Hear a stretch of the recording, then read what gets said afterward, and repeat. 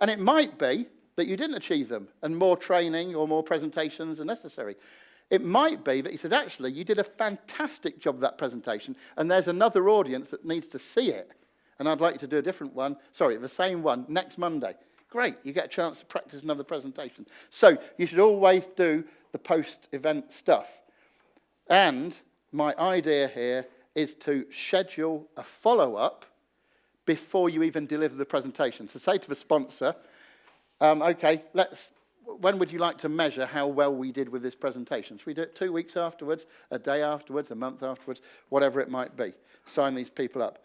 So, at the beginning, we were talking about establishing a connection with your audience and how powerful it is to do that and how terrible it is if you don't do it. I'll give you a real-life example. I used to be a training manager, and I used to buy in training about technical subjects. And I bought in some training, 3-day course, about the Tetra radio system. Not important about what the Tetra radio system did, but it was part of the family of what is now GSM. We had an expert trainer come in. This expert trainer, he delivered a 3-day class, and on the very last afternoon of the very last day, somebody gathered enough courage to ask a question. And it was a lesson to me. This guy was an expert in what he did, but he had not made it a safe and enjoyable place for people to participate. And therefore, people didn't get the value out of the training that they could have done. And so the key here is to actually build out the rapport. Rapport is a crucial and critical thing. Now, those protocols I was talking about, do you remember we said you've got to have a purpose? You've got to agree the purpose with the sponsor, if there is one, and the audience. You might not be able to do it with the audience in advance, but you can do it at the beginning of the presentation. Then you've got to have a plan. You've got to plan out how you're going to deliver your information. Just a quick tip on the plan. I said beginning, middle, and end. That's 3. 3 is a very powerful number in presentations. Have 3 key points, maybe have 3 sub-points to your 3 key points. 3s, I don't know why, I'm sure it's documented somewhere, but 3s are very, very powerful. Then there was the preparation, the recognition that other people are different to you, and you might need to cater for the learning style of your audience. Are they action-orientated people? Are they input-orientated people? Or are they more reflective? So this is a sweeping generalization, a real sweeping generalization. But if you were to deliver some training for an audience full of HR professionals, human resource professionals, as a sweeping generalization, I'd say they're probably more likely to be reflective. And so you might start by having the flip chart out and say, look, we're going to talk about road traffic safety. What are your thoughts on road traffic safety? And you'd write them up because you're helping them to reflect, because that's the kind of people that they are. So that's just an example. Then we've got the practice. You must practice out loud. Our friend there told us that if you practice out loud, you're going to get a good idea about the timing. You're going to reduce the nerves. And you're just generally going to have a much better delivery if you can practice. Then you've got the participation. You must involve your audience. There's a little equation that I learned many years ago, and it's this. It's very easy to remember. You won't even need to write it down, although you could write it down if you wanted to. Involvement equals commitment. It's that simple. If you involve people in what you're doing, they're going to be more likely committed to the outcomes that you will want to achieve. So you've got to help people with participation. Then there was performance and the delivery of the presentation itself, and we talked about using the power, the pauses, the pitch, the pace, and actually with your body, the posture. Posture is a very important thing in conveying a great message too. Now, we've got post-event. Can anybody spot the magic word there? Woohoo! Hey! So, having rapport is an extremely important thing. Rapport is the magical factor.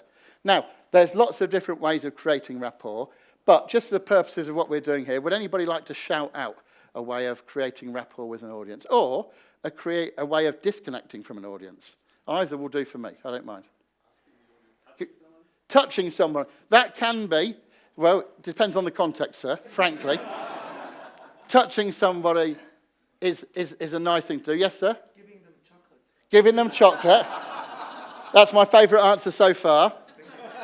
Just flipping the coin round. What about a way of disconnecting from people? There's a good one. Not talking to them. So In the area of verbal communication, not talking to them. What about using words they won't understand because you've gone too technical? That's another way.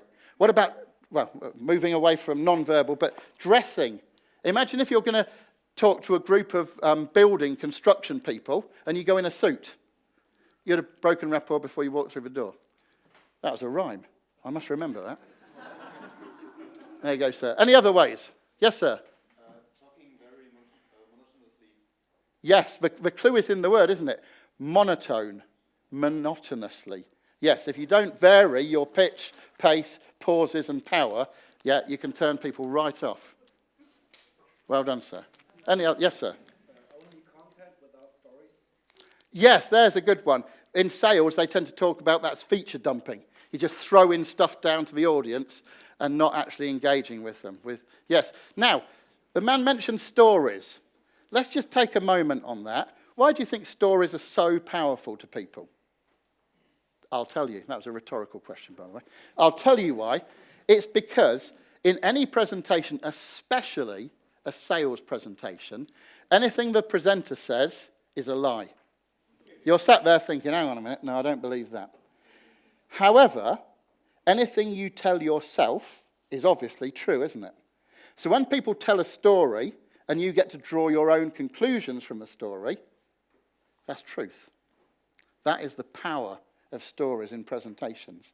It's also the power of asking questions because, believe it or not, if you maintain good eye contact with your entire audience, every single question you ask is always answered by everyone. So let's just think about this. Does everybody really answer a question that's asked? You see what I did there, don't you? I'm going to give you a chocolate for seeing what I did there. The answer is they do, okay? They might not verbalize the answer, but they do answer it, and it's their truth. So there's a lot of power in having people answer questions, even if they don't verbalize them. So, rapport is the magic factor. If we had longer, we could talk more about rapport. But it's almost time for me to finish, and I will finish, but before I finish, what questions do you have for me? The floor is now open, and young Joran has a microphone. Who's got the first question? Maybe we give a round of applause for David first. Oh, thank you. Thank you very much.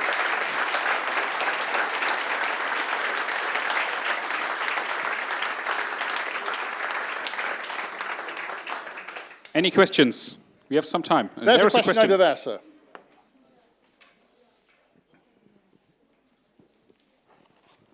Did I mention that anybody who asks the question gets a chocolate? Did I mention that? How was your first presentation?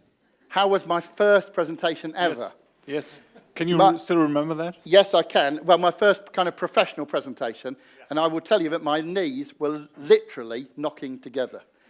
It was in Los Angeles, and I was asked to do an introduction in front of a big group of people, and this is something that Joran was saying earlier, in front of a group of colleagues. So there's a group of customers and colleagues, and people that knew me and knew if I was making stuff up. And literally, my knees were knocking.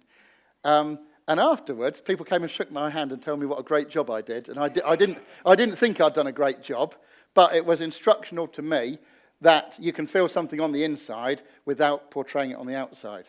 I'm afraid it's no more exciting than that. It was in Los Angeles in a hotel conference room, and it wasn't an enjoyable experience. But here's what I found, that a bit like running a race. When you run a race, in order to win it, you don't have to be a kilometre in front of everybody else, do you? You have to be a centimetre or even a millimetre in front to win it. And what I found was somehow I was blessed with the ability of delivering presentations that were just a little bit better. And at technical conferences, believe me, there are a lot of very, very boring presentations. And so I went around America delivering presentations that were just a little bit better than the rest and was able to build up from there. But that was the scenario, sir. Thank you. Any other questions? Oh, sorry, sir. Yeah, go ahead. I've got the microphone. Do you have some advice to be less nervous beforehand? I do. Now, I don't know whether we have this saying in Germany. In England, you talk about butterflies in the stomach. Have you heard of that saying? It's the same here. Oh, that's nice. Okay, because the nice thing, now this is not advice. It's Schmetterlinge, not okay. butterflies. So. Yeah. Perhaps you should say that word. And what I say is if you're going to have butterflies, it's good to get them to fly in formation. It's very nice, isn't it?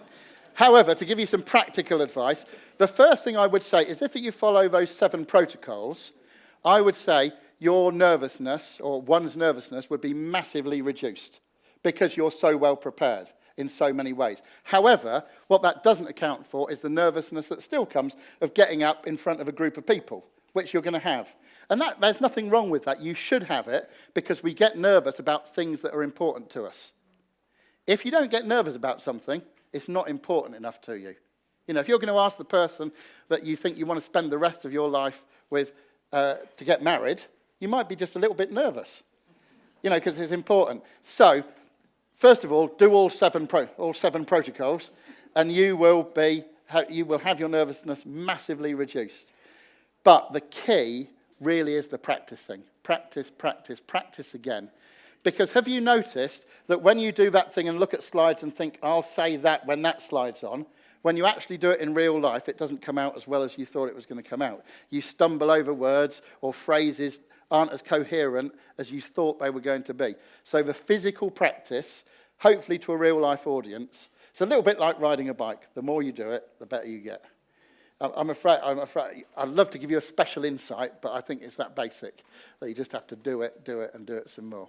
Any other questions before we finish? Question and a question with the lady as well. Apart from listening to talks like this and going through the 7 protocols, is there something indirect that you can do that will make you better at giving presentations? Maybe like, I don't know, obviously practicing public speaking, but something along those lines. Yes, well, I mean, I don't know, again, in Germany. In America and things, there's actually public speaking clubs called Toastmasters, where you can go and practice. And this comes back to what I was just saying to this gentleman. The more you do it, the better it's going to get. However, it's good to soak up. There's loads of stuff on YouTube. There's loads of stuff all over the place that you can listen to and soak it up. But here's the biggest thing. Take every single opportunity you can get to do a presentation. Never say no. So if somebody says, can you do a presentation? As long as it's not the one you don't feel you can get enthusiastic about at all, probably best to avoid that one, because you might not do a good job. But if you feel you can get enthusiastic enough, even if you don't feel prepared, go out and do it. Yes, and the lady behind. Thank you. What would you do if you don't have the time to prepare? So if it's just a last-minute presentation? Yeah. Do you know the honest answer would don't do the presentation? And I know that's difficult, but I would say that if your boss says, I want you to do this presentation tomorrow, you say, I don't have time to prepare, and I don't want to make the company look bad or you look bad. Or you could say, all right, which of these things shall I not do in terms of prioritization to focus on this? Because let me tell you a truism. It doesn't matter whose fault it is that the presentation is terrible. Who's the person that's going to get blamed? Person that's doing the presenting. So you really have to look after yourself in that regard. If you think you're going to be put in that position, then it would be maybe strategic to actually do some behind-the-scenes preparation for the time when it's going to come up. But that's getting into a very long game. One last question before we finish, or are we ready to finish? Otherwise, David is around still a little bit. I've got a little bit more to do. You still have. Look, you're not finished yet. It says, before I summarize... Oh dear. It was with the end, right? So then, do us a favor, do the end. I will just summarize. Okay, so geeks that can speak really rock because they're unusual. Most geeks can't speak, so you be the geek that can speak and you're going to make an impact. Not only in presentations at work, but it's going to rub off into areas of your other life as well. Avoid the pitfalls that I've outlined in this presentation. Remember those 7 power presenting protocols that all begin with P, and it will do you a lot of favors. The rewards are there for you to take, and just like I said, you don't have to be a mile in front, you just have to be a centimetre or a millimetre in front to do that great job. I have a book that I've been working on for a long time. Here's something that I've learnt to say. When people ask me if I've finished a presentation and I haven't finished it, I tell them I'm optimising it. Because I think optimising sounds better than I haven't finished it. And I'm currently optimising this book at the moment. I've been optimising it for over a year now, but it will come out at some stage and it will have all of this stuff in it. How can I help you? Well, in coaching and training, I deliver presentations and workshops about these. Believe it or not, you can do a whole day workshop on just one of the protocols, but within a day you can, at a lighter level, cover all 7 protocols. If you'd like more information, you can go to letthegeekspeak.com/free report, watch a little video of me without a beard and somewhat skinnier than I am there, for whatever reason. And you can sign up and be the first to know when the book does actually come out. Let me tell you, everybody that's signed up so far has not been spammed. We don't do that. We'll just tell them when the book comes out so they can find out. Okay, so nail your presentations. You will be very well rewarded for doing it. It's been a pleasure for me to talk to you about presentation skills and helping nerds be heard. It'll be a pleasure for you to actually put some of these protocols and practices into action, but it'll be the greatest pleasure for you to receive the rewards of being a geek that can speak. Thank you.